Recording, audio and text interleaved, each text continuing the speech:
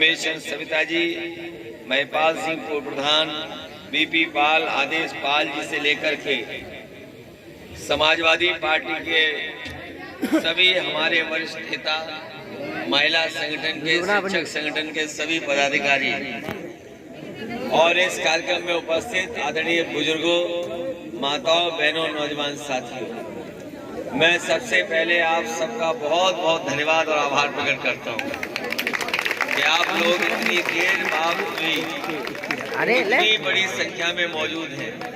और सबसे खुशी की बात यह है कि यहाँ महिलाएं भी बड़ी संख्या में हैं। तो तुम्हें खाना मिला कि नहीं मिला? खाना कैसे मिलेगा जब सब यहाँ हैं? मैं धन्यवाद देता हूँ एक बार फिर आप सबका कि आपने इतनी खबर चलाई कि हम लोगों को आपके बीच में आना पड़ा। और उस दिन हो सकता है किसी कारण हम लोग कार्यक्रम में नहीं पहुंच पाए, लेकिन मुझे खुशी है इस बात की कि आज आपके बीच में हम पार्टी के सहयोग और समर्थन के लिए वोट मांगने आए हैं। आपका गांव अब तो सब जगह लोग जान गए जब से खबर चली है। और याद रखना, हमारी आपकी अच्छी खबर कभी नहीं चलेगी। अच्छी खबर 1 किलोमीटर के बाद खत्म, और अगर खराब खबर होगी तो हजारों किलोमीटर चलेगी, फिर घूम के फिर चलेगी। इसलिए आपने बुलाया, मैं आपका आभारी हूँ। ये चुनाव बहुत अलग चुनाव है। नेताजी के ना रहने पर ये चुनाव होने जा रहा है।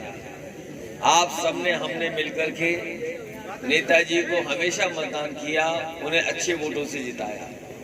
आज पूरे देश की नजर मैनपुरी पर है कि आखिरकार मैनपुरी की जनता क्या फैसला लेगी। जो मैं हर विधानसभा में जाकर के देख रहा हूँ, जसमंत नगर विधानसभा पहले भी बहुत वोटों से जिताती थी, करहेल विधानसभा से भी अच्छी जीत होती थी। इस बार मैं कह सकता हूँ कि किसनी और करहेल में कुछ ऐसा चल रहा है कि पता नहीं कौन सी विधानसभा आगे निकल जाएगी। इस बार जब देश का इकलौता चुनाव है तो हमारी आपकी जिम्मेदारी बनती है कि नेताजी के ना रहने पे हम लोग सबसे ज्यादा वोटों से समाजवादी पार्टी को यहाँ से जिता करके भेजें। यहाँ हमारे बुजुर्ग होंगे, उन्होंने नेताजी के साथ काम किया होगा। बहुत से ऐसे परिवार भी होंगे, यहाँ ऐसे भी परिवार होंगे,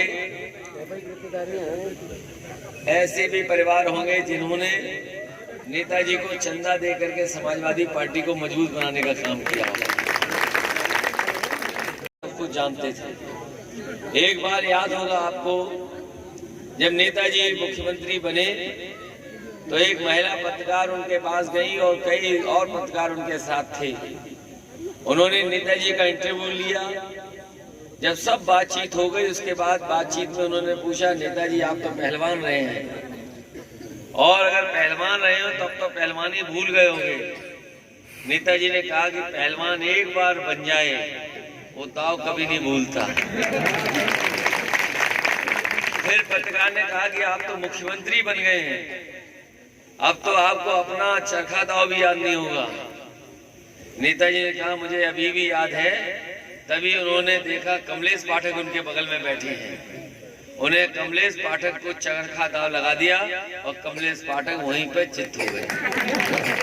वो वीडियो देखते होंगे, कभी कभी चलता है।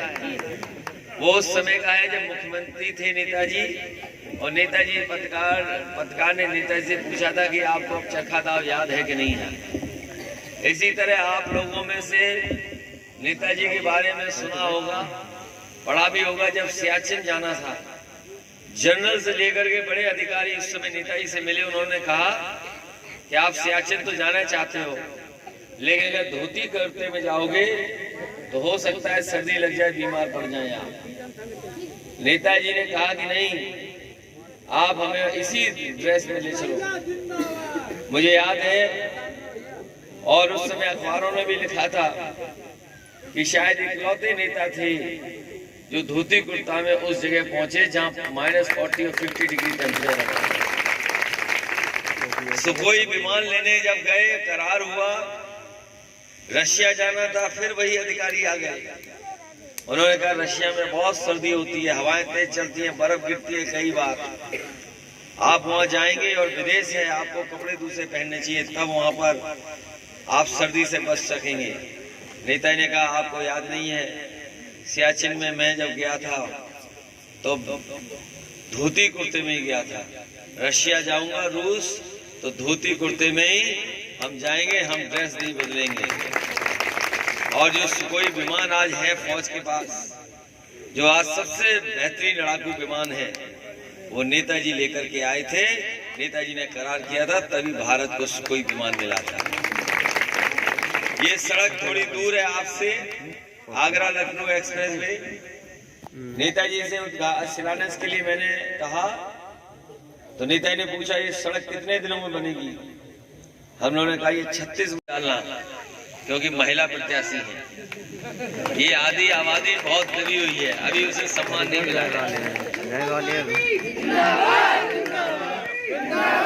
का कार्ड। दुनिया में ऐसा कहीं नहीं होता होगा, भारत के अलावा दुनिया में कहीं देखा होगे प्रधानमंत्री का कोई वो नहीं है पद, केवल भारत में है पद।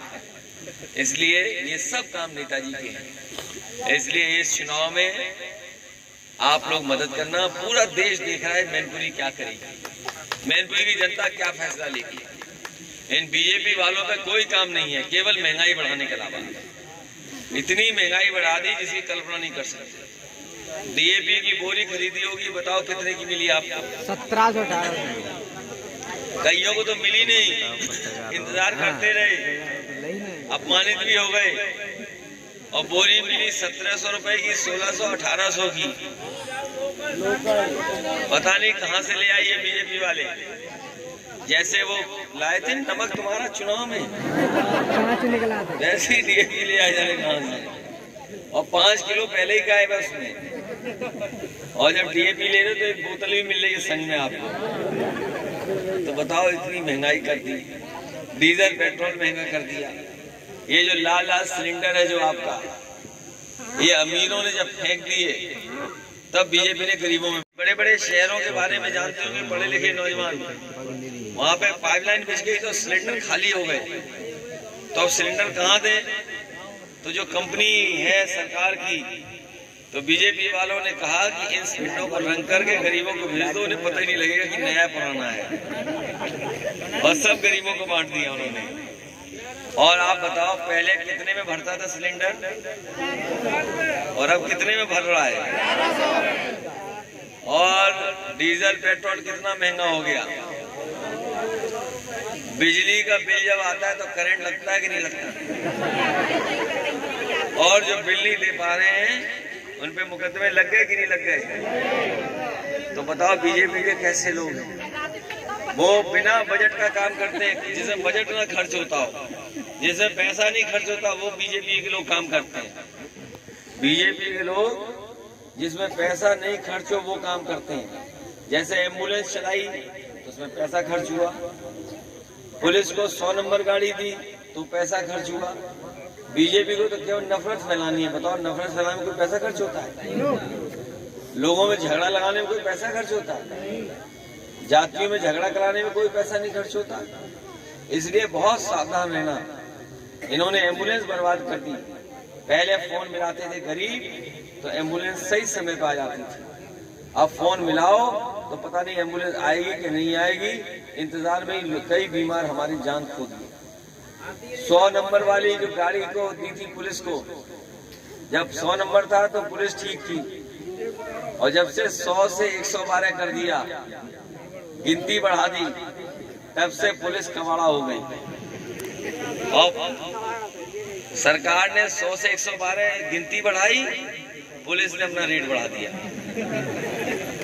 इसलिए इन सब बातों को आप जानते हैं। मुझे खुशी है कि आपने अपने बीच बुलाया, अपने घर बुलाया, ये तो अपने परिवार, इसलिए आपको बताना नहीं है। अब आपकी जिम्मेदारी है आसपास जितने लोग नाराज हैं उनको मनाने का काम आप लोग अपने गांव के अलावा भी जो हैं उन्हें भी परिचित लोगों को कहिए पार्टी को वोट दीजिए और कम से कम नाराजगी दिखाइए कि ये जो बीजेपी वाले रोजगारी बढ़ा रहे हैं, महंगाई बढ़ा रहे हैं। बीजेपी की सरकार रही तो किसी नौजवान को नौकरी नहीं मिलेगी, ये बस मोबाइल देखते रह जाएंगे। बस एक काम नहीं दिया, मोबाइल। और शिक्षा मित्र 5000 आत्महत्या कर चुके हैं, 5000। बीजेपी वाले रहे तो रहे बचे शिक्षा मित्र भी आत्महत्या कर लेंगे। हमारी सरकार बनेगी तो पहले ऐसी पक्की नौकरी शिक्षा मित्र को देंगे। जब कभी सरकार बनेगी हम अपने शिक्षा मित्रों को कह के जा रहे पक्की नौकरी देंगे उन्हें। मैं अपनी पार्टी के लोगों को बधाई देता हूं जिन्होंने समाजवादी पार्टी में हरिराम राजपूत जी, महेश चंद, खुशी एम, उमेश चंद, राम प्रताप साग, प्रकाश चंद जाटव, लाल राम जाटव, बीनू भदरिया जैसे लोगों को पार्टी में शामिल करके पार्टी को बढ़ाने का काम किया। मैं एक बार फिर सभी आदरणीय बुजुर्गों का, माताओं बहनों का बहुत बहुत धन्यवाद और आभार प्रकट करता हूँ। अरे मैनपुरी का उपचुनाव जिस तरीके से भी देख रहे हो कि समय हो रहा है, लगभग 9 बजने वाले हैं। अखिलेश यादव की नुक्कड़ सभा अभी समाप्त हुई है। यहाँ महिलाओं का आप जमावड़ा देख सकते हो, कितनी भारी संख्या में महिलाएं यहाँ एकत्रित हैं। बड़ी बूढ़ी अम्मा भी आई हैं। बात कर लेता हूँ, अखिलेश जी आए थे, क्या कह गए? वोट मांग रहे, क्या कह गए? वोट देंगी? वोट देंगी। क्या नाम है? मेरा नाम सुरभि। सुरभि, अखिलेश जी आए थे, अखिलेश भैया क्या कह गए? वोट देना मेरे को साइकिल में। तो अब देंगे? यस। नाराजगी खत्म होगी? नहीं, हाँ जी होगी। क्या नाम है आपका? साधना। अखिलेश जी आए थे, क्या कह के गए हैं? बस यही अपने वोट के संबंधित मांगने के लिए। और जी, वोट मांगने के संबंधित। जी, जिस तरीके से देख रहे हो महिलाओं का बहुत जमावड़ा था, देख रहे हो आप किस तरीके से पूरी भीड़ है। क्या नाम है आपका? पूनम यादव। पूनम, अखिलेश भैया आए थे आपके वोट मांगने, क्या कह के गए? ये बोल के गए कि साइकिल में मतलब वोट देना। और क्या कह के गए? साइकिल में वोट देना और सबको सूचित करना है कि सब साइकिल में ही वोट। अम्मा का नाम है? ग्यासरी। ग्यासरी, क्या कह गए अखिलेश? वोट दियो साइकिल में। अब देंगी? देंगे।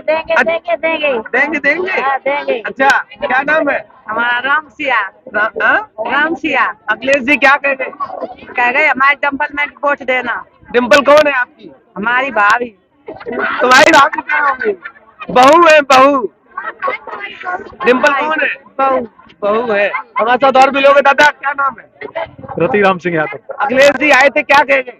अखिलेश जी कह के गए सब लोग वोट दीजिए। अच्छा, अभी 3-4 दिन पहले किसी कारण से नहीं आ पाए थे, नाराजगी खत्म हो गई? कतई नहीं, नाराजगी नहीं है, बिल्कुल खत्म हो गई है। नाराजगी कभी थी नहीं। सपा कोई वोट मिलेगा, सारा का सारा यहाँ से सपा को मिलेगा। 100% पोलिंग हर बार जाती है। ऐसा दौर पे अम्मा का नाम है? सरता। अखिलेश आए थे वोट मांगने, क्या कह के गए? वोट देने। तो देनी वोट? हाँ, देने। दीनी? पूरा दीनी? पूरी दी तो नहीं दी। हाँ? क्या कह रही? पूरी दी। अच्छा, पूरी दी है। अच्छा, और भी लोग हैं हमारे साथ और इन लोगों से बात कर लेता हूँ। बेरोजगारी के बारे में कुछ कहना चाहते हैं? कानपुर से आई है रुबीना कुरैशी जी। मैनपुरी का उपचुनाव इस समय राजनीतिक अखाड़ा बना हुआ है। दोनों पार्टियां पूरी जोरों खरोश के साथ चुनावी मैदान में है। रुबीना जी, इस चुनाव को पूरा हिंदुस्तान देख रहा है जी। जिस तरह से इस कर्म भूमि से माननीय नेताजी पूरे देश को नेता कहलाए, उसी तरह से पूरा आशीर्वाद वो डिम्पल भाभी को देकर गए हैं। मुझे विश्वास है पूरी तरह। और यहाँ क्षेत्र में घूम रही हूँ तो जब लोगों के पास जाती हूँ कि बहन जी साइकिल को वोट दीजिए, तो लोग कहते हैं डिम्पल बहू है, बहू उसके लिए तो खून भी देने को तैयार है, वोट की क्या बात है। तो आप और पूछिए, क्या पूछेंगे। केशव प्रसाद मौर्य आज मैनपुरी में थे। जी। कह के गए हैं रामपुर ले लिया, आजमगढ़ ले लिया, मैनपुरी की बारी। देखो वो क्या कह गए हैं, वो कहाँ नहीं रह पाए, ये भी आप लोगों को मालूम होगा। पहुंचा दिया सरारतू पूरी तरह, बिल्कुल, क्यों नहीं पहुंचाऊंगी सिरातू। आखिर उनको वहां से बैक उनके घर किसने भेजा? समाजवादी पार्टी, पल्लवी पटेल जी ने। वो मैं नाम लेना जा रही थी, पल्लवी पटेल जी ने। अगर वो ये कह के गए हैं यहाँ से कि हम भेज देंगे, तो हम भी कह दे रहे हैं ये समाजवादी पार्टी के जो सिपाही माननीय नेताजी के सिपाही हैं, ये भी संकल्प लिए हैं कि एक बूथ पर जमानत जब्त करने का काम करवाएं। महिला विंग पूरी तरीके से तैयार चुनावी मैदान में। युवा भी है। दादा क्या नाम है? नाम क्या है? हमारा हाजी मोहम्मद नईम। कहाँ से आए हैं? हम कानपुर से आए। वोट मांग रहे हैं? वोट मांग रहे हैं। जनता का कैसा सहयोग मिल रहा है? अरे बस अब ये समझो पूरा सहयोग है, पूरा सहयोग है, पूरा सहयोग। जीत जाएंगे। सब जीत नहीं जाए, सबकी जमानतें जब्त जमानतें जब्त होगी, जमानतें जब्त और लाखों में जीत होगी यहाँ। बीजेपी की मजा आ जाएगा ये वाली जीत देख के। समाजवादी पार्टी बहुत अच्छी तरीके से जीतेगी। टोपी लगा के आए नेताजी, दोबारा बताइए। ये हम कहना चाहते हैं कि बीजेपी ने क्या काम किया है। शिक्षक भर्ती में, शिक्षा विभाग में 1,25,000 पद खाली है। ये सरकार का आदेश, सरकार ने अपना वो क्या नाम अध्यादेश जारी किया कि हमारे पास इतने पद खाली है, और सरकार एक भी वैकेंसी नहीं दे रही। आज 4 साल से शिक्षक भर्ती नहीं आई है, और युवा इतना बेरोजगार यहाँ खड़ा हुआ, बहुत सारे युवा वर्ग को बिल्कुल किस वर्ग आप युवा कहाँ है पहले तो हम सर शिक्षा मित्र हैं। अच्छा, आप शिक्षा मित्र। हम इस सरकार के मारे हुए हैं। हम लोगों को 40,000 रुपए मिलते हैं, 10,000 में नौकरी दे रहे, और वो भी हम अभी हमने उसने टीवी देखा तो शिक्षा मित्र का नाम भी नहीं लिया जगह, और शिक्षक नाम ले रहे। हम लोगों तो इतनी जे भाजपा नाराज है कि कोई नाम शिक्षा मित्रों लेकिन का हम दर्द। लोग लाखों से जीत कराएंगे। मैनपुरी की डिम्पल यादव की लाखों से जीत। शिक्षा मित्रों की बात करूं तो कई शिक्षा मित्र आत्महत्या कर चुके हैं। ये बहुत ही निंदनीय है। इस लोकतंत्र में सरकारें ऐसी भी हैं, लोकतंत्र शिक्षा मित्र बिल्कुल पूरी तरीके से। बिटिया का जो क्या नाम है? मैं रॉकी पाल। पाल साहब आए थे, एक ट्रेंड चला था 6 महीने पहले, आज फिर पाल साहब आए हैं, क्या लगता है? मुझे बहुत खुशी हुई है कि अखिलेश यादव जी यहाँ आए हैं, और मैं कभी अपने भैया से नाराज नहीं थी, और भैया और भाभी को ही वोट देंगे। पूरा परिवार चाहिए 100%। क्या लगता है आपको? आप युवा हैं और महिला भी हैं, और मैनपुरी का सौभाग्य होगा अगर डिम्पल यादव जीतती हैं चुनाव, पहली महिला सांसद मिलेगी, क्या अपेक्षा रखती है? हम ये अपेक्षा रखती हैं क्योंकि हमारी महिला जो सीट जीती हैं वो डिम्पल यादव जी। मुझे बहुत खुशी होगी कि हमारी भाभी जी जीती हैं, जिससे जीतने से मुझे भी बहुत सहयोग मिलेगा। जी क्या नाम है? साधना जी महिला है, और मैनपुरी को अगर डिम्पल यादव जी चुनाव जीतती हैं तो पहली महिला सांसद में खुल के जिए, और काफी अच्छा हमें महसूस होगा कि हमारी डिम्पल भाभी यहाँ से जीत जाएंगी तो हमें बहुत खुशी मिलेगी। कहीं ना कहीं डिम्पल के लिए महिलाओं के, लड़कियों के प्रति बहुत ज्यादा उम्मीदें हैं। आई हुई थी, आज अखिलेश यादव जी आपके गांव में पहुंचे हैं, कैसा लग रहा है? अरे हमारा तो पूरा शरीर ही गदगद हो चुका है, पूरा गांव ही। अभी 90+ करके भेजना है हमको यहाँ से। मतलब पोलिंग का डब्बा भी गदगद होगा कि नहीं होगा? पूरा अच्छी तरह से जो जान चलिए 100% करने की सोचेंगे, जो करते आए उससे भी अधिक करेंगे हम।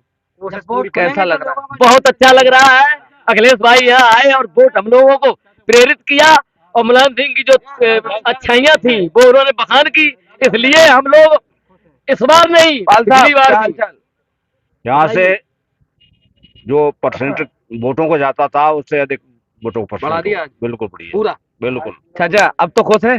बिल्कुल। अब वो नहीं खुश होंगे, और कब खुश होंगे? कब डंप करा था। अरे कैसी बात। गांव नगथरी, जिसको 3 दिन पहले शायद ब्लॉक के लोग जानते होंगे या तहसील के लोग जानते होंगे, 3 दिन पहले की घटना। अखिलेश यादव जी किसी कारणवश यहाँ नहीं पहुंच पाए तो पूरा जिला जान गया था, और आज अखिलेश यादव जी पहुंचे हैं हमारे साथ युवा है। कैसा महसूस कर रहे हैं? बहुत अच्छा महसूस हो रहा है, और कहने का मतलब हमारी एक दिल की तमन्ना थी कि माननीय अध्यक्ष जी हमारे गांव हैं, वो हमारी हुई और हमें बहुत प्रसन्न हुआ। बहुत अच्छी बात है। मैं भी नेताओं से यही कहूंगा कि जनता से जुड़े रहिए, जनता के मुद्दों को उठाते रहिए, जनता की जरूरतों को समझिए, महंगाई और बेरोजगारी पर चुनाव कराइए। सारी पार्टियों से यही कहना चाहूंगा। वो मुद्दे ज्यादा दिन काम नहीं आते जो हिंदू, मुसलमान, सिख, ईसाई आपस में लड़ाने का जो काम करते हैं। हम इसी आशा और उम्मीद के साथ इस गांव वालों इन सबको बधाई दूंगा और शुभकामनाएं दूंगा। आने वाला 5 तारीख को मतदान है। सारे लोग बढ़ चढ़ के मतदान करें, और बढ़ चढ़कर मतदान करें। जितना ज्यादा मतदान आप करेंगे, आप उतने ही ज्यादा मजबूत होंगे अपने हक और अधिकारों की लड़ाई लड़ने के लिए। पल पल की खबरों को देखने के लिए तुम्हारे गौरव के साथ रोहित मोहित की खास रिपोर्ट। पल पल की खबरों को देखने के लिए चैनल को लाइक, सब्सक्राइब और शेयर जरूर करें।